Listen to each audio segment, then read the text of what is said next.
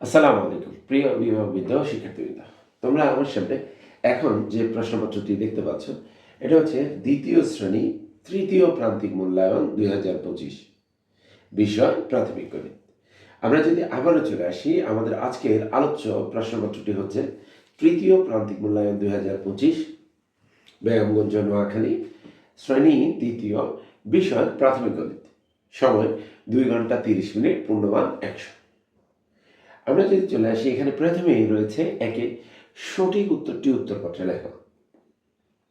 1 নংয়ে বলা হয়েছে সঠিক উত্তরটি উত্তরপত্রে লেখো। এখানে 1 থেকে 10 পর্যন্ত মোট 10টি সঠিক উত্তর রয়েছে এবং এই সঠিক উত্তরগুলোর জন্য আবার 4টি করে আলাদা আলাদা উত্তর দেওয়া আছে। আমরা সঠিক যে উত্তরটি আছে এটি খাতায় লিখব। আমরা যদি এখানে চলে আসি, একে রয়েছে গাণিতিক সংখ্যা প্রতীক কয়টি? কতে 8টি, খতে 9টি, গতে 10টি, ঘতে 11টি। 1 নংয়ে বলা হয়েছে গাণিতিক সংখ্যা প্রতীক কয়টি?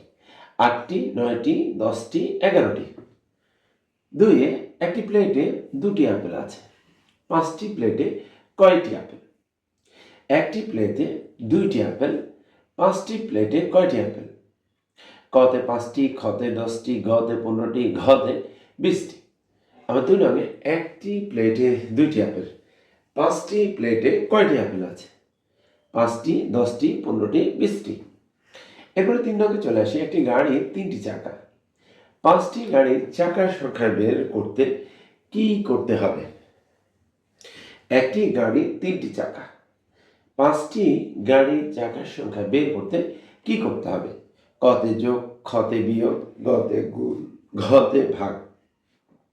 আমরা 3 নংয়ে একটি গাড়ির 3টি চাকা, 5টি গাড়ির চাকার সংখ্যা বের করতে কি করতে হবে? যোগ, বিয়োগ, গুণ, ভাগ। এরপর আমরা 4 নংয়ে চলে আসি। 9 এর সাথে নিচের কোন সংখ্যাটি গুণ করলে গুণফল 81 হবে?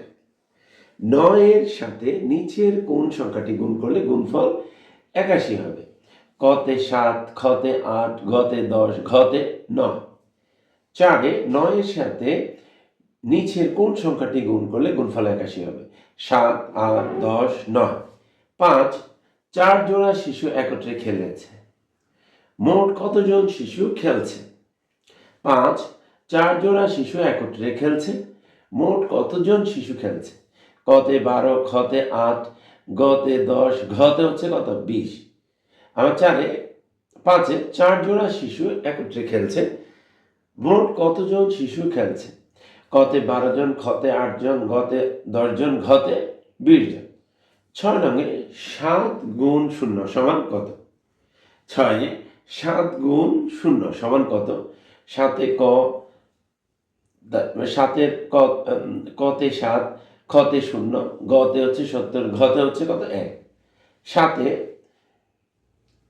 একটি চিত্র দেওয়া আছে। এখানে বলা হচ্ছে এটি কোন আকৃতি? 7 নংয়ে একটা আকৃতি বা চিত্র দেওয়া আছে। এটি কোন আকৃতি? গোল আকৃতি, 3 কোণ আকৃতি, 4 কোণ আকৃতি, বেলুন আকৃতি। 7 নংয়ে একটি আকৃতি দেওয়া আছে। আমরা এখানে কতে আছে গোল আকৃতি, খতে 3 কোণা, গতে 4 কোণা, ঘতে হচ্ছে বেলুন আকৃতি। 8 নংয়ে দৈর্ঘ্য পরিমাপের একক কি? 8 নংয়ে দৈর্ঘ্য পরিমাপের একক কি? কতে মিটার, খতে গ্রাম, গতে লিটার, ঘতে ডিগ্রি। 9-এ 8 গুণ খালিঘর সমান 72। খালিঘরের নিচের কোন সংখ্যাটি হবে? 9-এ 8 গুণ খালিঘর সমান 72। খালিঘরের নিচের কোন সংখ্যাটি হবে? কতে 10, খতে 7, গতে 9, ঘতে 12। এরপর আমরা 10 নংয়ে চলে আসি। এখানে রয়েছে 5, 2, 7। ট্যালি চিহ্ন কত নির্দেশ করে? কতে 5, খতে 6, গতে 7, ঘতে হচ্ছে কত? 8। 10 নংয়ে ট্যালি চিহ্ন দেওয়া আছে এবং এই ট্যালি চিহ্ন গণনা করে আমরা লিখব যে এখানে সংখ্যাটি কত।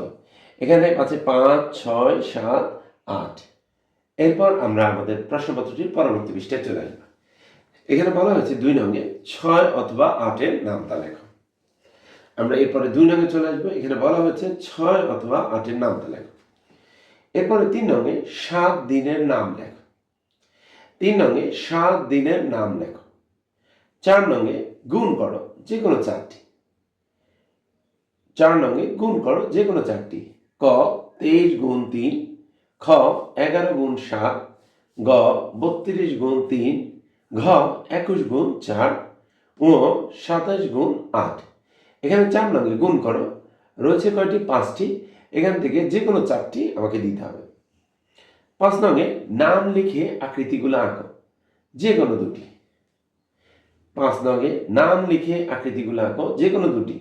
গোল আকৃতি, 3 কোণা আকৃতি, 4 কোণা আকৃতি। এখানে 1, 2, 3 তিনটি আকৃতির কথা বলা হয়েছে। এখান থেকে আমি কি করব? যে কোনো দুটি আকৃতি আঁকবো। এরপরে 6 নঙ্গে খালি ঘরে সঠিক সংখ্যা লেখো। খালি ঘরে সঠিক সংখ্যা লেখো। এখানে কতে রয়েছে 7 গুণ খালি ঘর সমান 35, খতে 8 গুণ খালি ঘর সমান 72, গতে 6 গুণ খালি ঘর সমান 48, ঘতে 5 গুণ খালি ঘর সমান 45, ও 9 গুণ খালি ঘর সমান 63। আমরা এখানে 6 নঙ্গে খালি ঘরের সঠিক সংখ্যা লেখো। ক, খ, গ, ঘ, ঙ মোট 5টি সংখ্যা রয়েছে।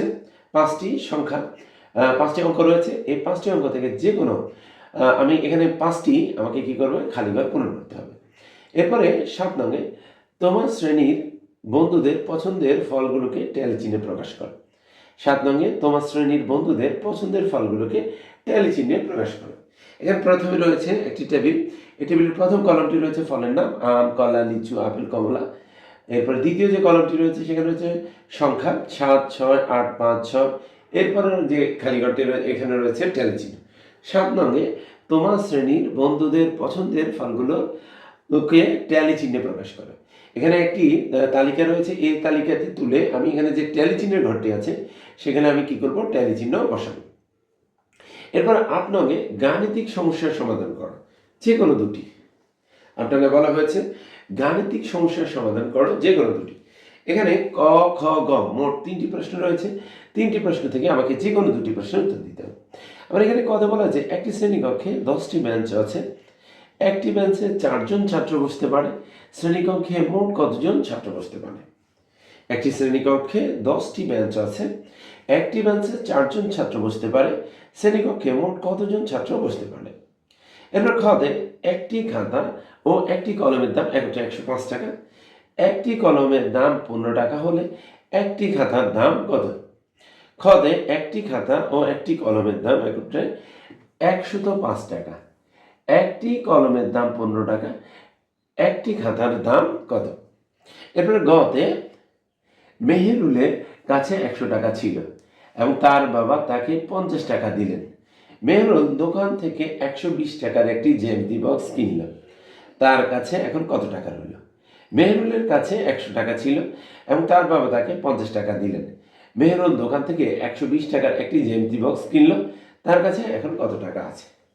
প্রিয় শিক্ষার্থীরা, আমরা যদি একটু লক্ষ্য করি, আমাদের দ্বিতীয় শ্রেণী তৃতীয় প্রান্তিক মূল্যায়ন 2025 যে প্রশ্নপত্রটি রয়েছে, এখানে রয়েছে প্রথমে সঠিক উত্তর, এরপরে রয়েছে নামতা, এরপরে রয়েছে 7 দিনের নাম, এরপরে গুণ করো, এরপরে আকৃতি অঙ্কন করো, খালি ঘরে সঠিক সংখ্যা বসাও, এছাড়া রয়েছে ট্যালি চিহ্ন বসাও, এছাড়া গাণিতিক সমস্যার সমাধান করো। আমাদের এই প্রশ্নপত্রটিতে যে ধারাবাহিকতা রক্ষা করে আমার প্রশ্নপত্রটি প্রণয়ন করা হয়েছে, আমাদের সামনে যে পরীক্ষাগুলো অনুষ্ঠিত হবে সেগুলোর ক্ষেত্রে আমরা প্রস্তুতি গ্রহণের ক্ষেত্রে অবশ্যই এই প্রশ্নটিকে মাথায় রেখে আমরা প্রস্তুতি গ্রহণ করব। সবাইকে ধন্যবাদ জানিয়ে আমাদের আজকের উপস্থাপনটি এখানেই শেষ করছি। আসসালামু আলাইকুম।